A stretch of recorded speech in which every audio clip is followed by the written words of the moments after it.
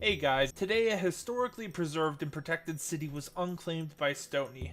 No war or battle was declared on the city, and the owner of the city had been on 2 days prior.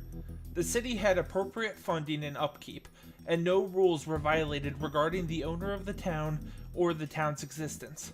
So you may ask, why was the claim of this historic and iconic city unclaimed? Let's get into it. Today, Bardonia City was unclaimed because Stoney felt like unclaiming it.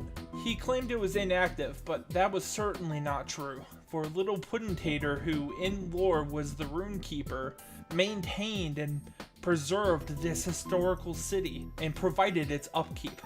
There was no reason for Stoney to unclaim the ancient city, let alone post it in Rathnir National that he unclaimed this city. If he wanted the chroniclers to see it, then they have their own role, and he could have put it in the wiki channel. Stoney obviously had some malicious intent with these actions. Most Stoneworks players would call these actions toxic or unbased. Which, you know what, Stoneworks community? I think I kind of agree with you this time. It doesn't matter if this was done to Viadoxa, Olderash, or even if it was to Athazaland. This was toxic.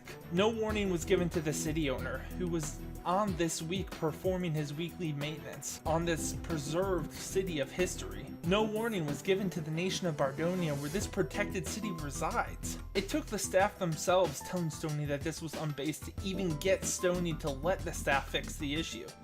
The ticket the town owner opened? It's still open with no responses.